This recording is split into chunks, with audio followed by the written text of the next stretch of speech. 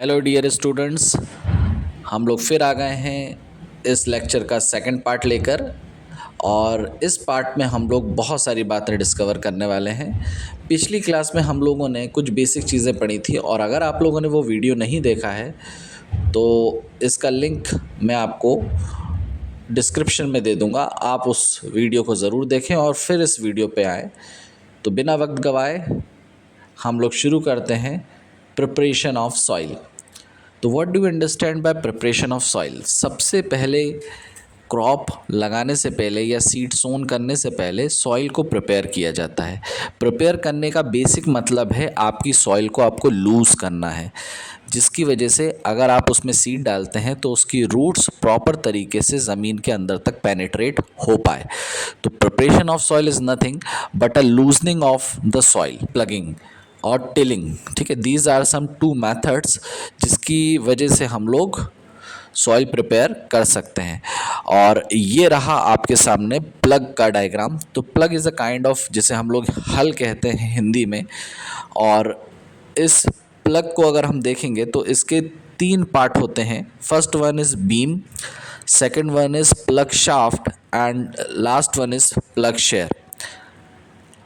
और अब हम लोग इसको यूज़ नहीं कर रहे हैं क्योंकि we are using the modern method. तो उसको रिप्लेस करके अब हम लोग यूज़ करते हैं अहो। इस हो को अगर हम देखें तो इसमें भी आपके डिफरेंट पार्ट्स हैं। First one is grip, second handle, bent plate, rod and beam. और अगर हम और फर्दर चलें, due to modern agricultural method, अब हम लोग कल्टीवेटर्स यूज़ कर रहे हैं। और कल्टीवेटर्स से लूजनिंग ऑफ सॉइल या प्रिपरेशन ऑफ सॉइल बहुत ज़्यादा इजी हो जाती है और बहुत ज़्यादा इफ़ेक्टिव हो जाती है। तो अगर हम सॉइल को प्रिपेयर करने की बात करें तो प्लगिंग और टिलिंग मेथड ये कन्वेंशनल मेथड था जो हम बहुत पुराने टाइम में यूज़ करते थे। आज के मॉडर्न मेथड में हम लोग कल्टीवेटर्स यूज़ कर रहे हैं। नेक्स्ट अगर हम बात करें सोइंग की, तो sowing is a dropping off the seeds into the soil. आप अपने सॉइल के अंदर सीड्स को ड्रॉप करेंगे और वो सीड सॉइल से प्रॉपर न्यूट्रिशन लेके, वाटर लेके, आसपास के एटमॉस्फेरिक कंडीशन को अडॉप्ट कर कर प्रॉपर ग्रोथ करता है। तो सोइंग करने के लिए जैसे आप देख रहे हैं सामने, एक पुराना ट्रेडिशनल मेथड होता था जिसमें बैलों की पीठ पे एक टूल लगा के हम फनल की मदद से सॉइल में एक एक करके सीड को ड्रॉप करते थे, ताकि एक प्रॉपर डिस्टेंस पे और एक प्रॉपर डेप्थ पे वो सीड ड्रॉप हो जाए। बहुत ज़्यादा इम्पॉर्टेंट बात है। अगर आपको प्रॉपर ग्रोथ चाहिए तो सीड को प्रॉपर डिस्टेंस पे और प्रॉपर डेप्थ में ड्रॉप होना बहुत ज़रूरी है। नहीं तो बहुत सारे सीड एक जगह एक्यूमुलेट होने की वजह से या सीड ज़मीन के अंदर ना जाने की वजह से डैमेज हो सकते हैं और उनकी ग्रोथ पे इफ़ेक्ट पड़ता है। लेकिन आज हम लोग एक डिफरेंट टूल यूज़ करते हैं जिसको हम लोग बोलते हैं सीड ड्रिल। ये इसका पिक्चर आपके सामने है। तो सीड ड्रिल की हेल्प से ये काम करना बहुत ही ज़्यादा इफ़ेक्टिव और बहुत ही ज़्यादा आसान हो गया है। नेक्स्ट हमने बात करी थी एडिंग मैन्योर एंड फर्टिलाइज़र। जैसे आप सबको पता है कि ऑर्गेनिक वेस्ट से हम लोग हमारे घरों में, हमारे खेतों में मैन्योर प्रिपेयर कर सकते हैं। और मैन्योर हमारे सॉइल न्यूट्रिशन के लिए बहुत ज़्यादा इफ़ेक्टिव है। एडिशन टू दैट हम लोग आजकल फर्टिलाइज़र भी यूज़ कर रहे हैं। अब मैन्योर और फर्टिलाइज़र में क्या डिफरेंस है? मैन्योर ऑर्गेनिक वेस्ट से बनाया जाता है और मैन्योर को लॉन्ग टर्म तक हम लोग यूज़ कर सकते हैं, जबकि फर्टिलाइज़र जो है वो केमिकल सब्सटेंस है जो इंडस्ट्री में सिंथेटिकली बनाया जाता है, और उसका ओवर यूज़ करना हमारे खेत के लिए डैमेजेबल भी हो सकता है। तो मैं आपको सामने ये दो डिफरेंसेस दिखा रहा हूँ फर्टिलाइज़र और मैन्योर के बीच का। तो इसको देखिए और सीखिए। Fertiliser is made in organic salts, जबकि अगर मैन्योर की बात करूँ, manure is a natural substance obtained by decomposition of cattle dung and plant residue. Organic substance से बनाया जाता है। Fertiliser is prepared in factory जबकि manure can be prepared in a field. Fertiliser does not provide any humus to the soil, humus provide नहीं करता है fertiliser. जबकि manure की बात करें तो मैन्योर सॉइल को बहुत अच्छी क्वांटिटी में ह्यूमस प्रोवाइड करता है।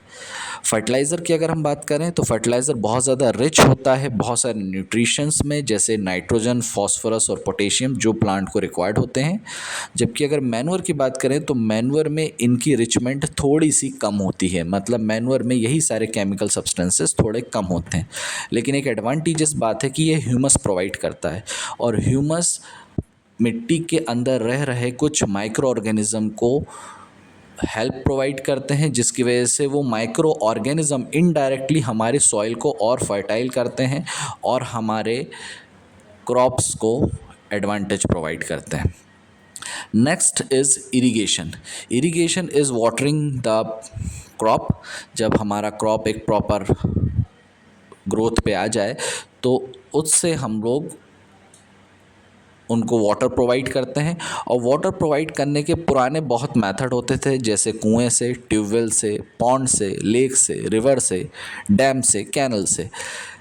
जो आपके सामने फ़ोटो है एक मोत की, तो इस तरीके से हम लोग चैनल्स बना के चेन पंप, दैकली, राहत, दीज आर सम मेथड जिसके तरीके से हम लोग ट्रेडिशनल मेथड में वाटरिंग करते थे अपने प्लांट को।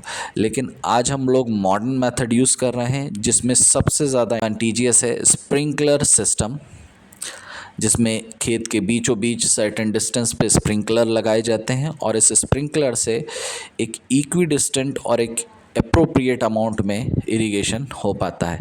Next, one of the most effective method is drip system. और ड्रिप सिस्टम में एक पाइपलाइन बिछाई जाती है ज़मीन के नीचे। उस पाइपलाइन में छोटे छोटे से होल्स होते हैं, और उस पाइपलाइन के मेंस को कनेक्ट किया जाता है मोटर से। उस मोटर से हम पानी प्रोवाइड करते हैं, और उस पाइप के छोटे छोटे होल से उन क्रॉप्स को हम लोग प्रॉपरली वाटर प्रोवाइड कर सकते हैं।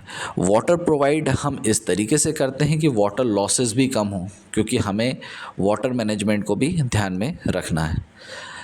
नेक्स्ट हम लोग बात करते हैं हार्वेस्टिंग की। जब हमारे क्रॉप पूरी तरीके से प्रिपेयर्ड हो जाएं तो उस क्रॉप को हमें कट डाउन करना है, और उसका भी एक स्पेशल तरीका पुराने ज़माने में हुआ करता था, जिसके लिए हम लोग यूज़ करते थे सिकल, है ना। Is a kind of weapon जिससे हम लोग उस क्रॉप को कट किया करते थे, लेकिन वो बहुत ज़्यादा टाइम कंज्यूमिंग और बहुत ज़्यादा हार्ड वर्किंग होता था। लेकिन आज हम लोग उसको रिप्लेस कर चुके हैं अपनी थ्रेशिंग टेक्निक से, और उसके लिए हम लोग थ्रेशर यूज़ करते हैं, और इसके लिए जो डिवाइस यूज़ होती है उसको हम लोग कहते हैं कंबाइन। ये पिक्चर आपके सामने उसकी है। तो इसकी मदद से आपकी हार्वेस्टिंग काफ़ी ज़्यादा इफ़ेक्टिव और काफ़ी ज़्यादा लेस टाइम कंज्यूमेबल और लेस हार्ड वर्किंग हो गई है। Last, as I said but not the least, storaging. पुराने टाइम में स्टोरेज करना सीड्स को काफ़ी ज़्यादा मुश्किल टास्क हुआ करता था, क्योंकि हमें हमारे सीड्स को, हमारे पके हुए क्रॉप्स को मॉइस्चर से बचाना होता था, जर्म से बचाना होता था, इंसेक्ट से बचाना होता था, such as rats and other. लेकिन अगर हम उससे ना बचा पाएँ, कुछ बैक्टीरिया, कुछ फंगाई इसको अट्रैक्ट करते थे और हमारे क्रॉप को डैमेज कर देते थे। तो हम लोगों ने इसको रिज़र्व करने के लिए, इसको प्रिजर्व करने के लिए कुछ मेथड्स निकाले। जैसे आपके सामने ये कुछ बंकर्स दिख रहे हैं, जिसे हम लोग सिलोस कहते हैं। इस बंकर्स को एयर टाइट करा जाता है, और इसके अंदर हम लोग प्रॉपर तरीके से अपना ग्रेन स्टोर करते हैं। ग्रेन स्टोर करना काफ़ी इम्पॉर्टेंट है, क्योंकि आपकी पूरी मेहनत इस लास्ट स्टेप पे टिकी होती है। तो अगर आपने प्रॉपर तरीके से सिलोस और ग्रेनरीज की हेल्प से अगर आपने इस क्रॉप को स्टोर किया, तो आपका पूरा का पूरा मेथड, जो पूरी की पूरी चीज़ें आपने अभी तक की हैं, वो आपको एक फ्रूटफुल और बढ़िया रिज़ल्ट देगी। तो यस, ये रहा था इस चैप्टर का लास्ट पार्ट, और आप मेरे साथ जुड़े थे, that is mission vision classes, MV classes. तो आपको ये वीडियो कैसा लगा ये ज़रूर मुझे बताएं, और अगर आपको ये वीडियो पसंद आया तो अपने फ्रेंड के साथ इसे ज़रूर शेयर करें, और अगर आप इस चैनल पर नए हैं तो मुझे सब्सक्राइब करें। Thank you so much.